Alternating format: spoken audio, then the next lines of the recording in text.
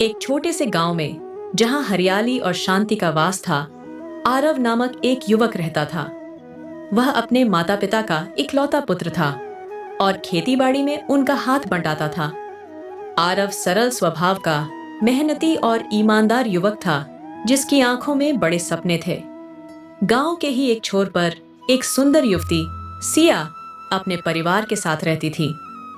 सिया की मधुर मुस्कान और उसकी आंखों की चमक ने गांव के कई युवकों का दिल जीत लिया था, लेकिन उसका मन हमेशा अपनी किताबों और परिवार की देखभाल में लगा रहता था।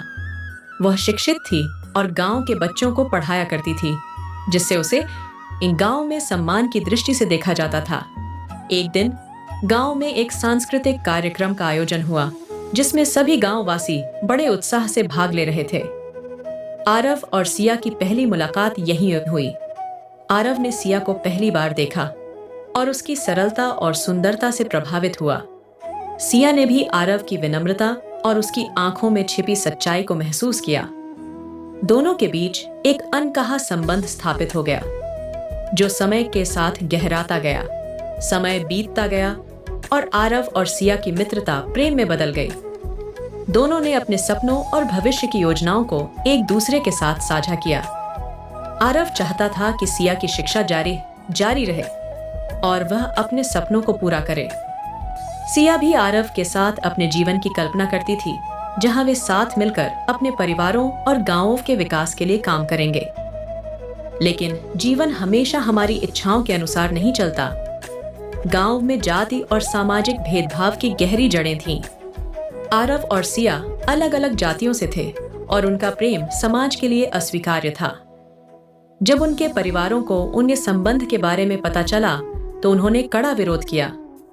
आरव के माता पिता ने उसे समझाया कि समाज की मर्यादाओं का पालन करना आवश्यक है, जबकि सिया के परिवार ने उसे घर से निकलने पर पाबंदी लगा दी। दोनों प्रेमियों ने समाज की बेड़ियों को तोड़ने का निर्णय लिया और गांव छोड़कर शहर में बसने की योजना बनाई।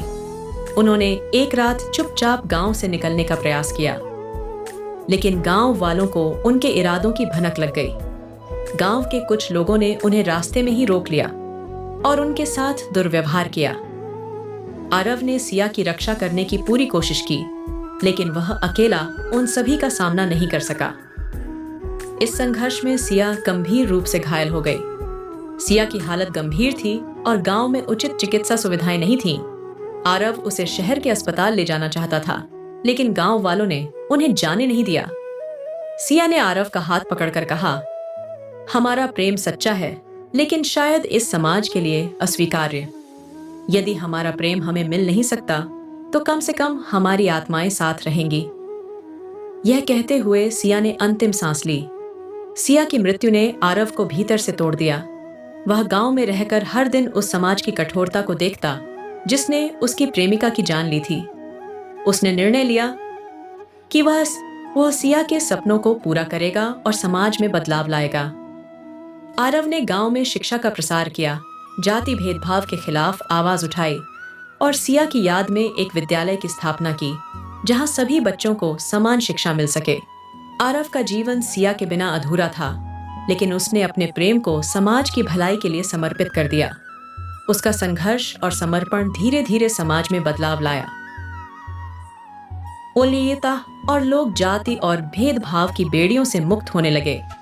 आरव और सिया की प्रेम कहानी अधूरी रहकर भी समाज के लिए प्रेरणा बन गई, जिसने प्रेम, समर्पण और सामाजिक बदलाव की मिसाल कायम की। इस कहानी से हमें यह सीख मिलती है कि सच्चा प्रेम समाज की बेड़ियों से परे होता है, और यदि हम अपने प्रेम को सकारात्मक दिशा में मोड़ें तो समाज में बदलाव ला सकते हैं।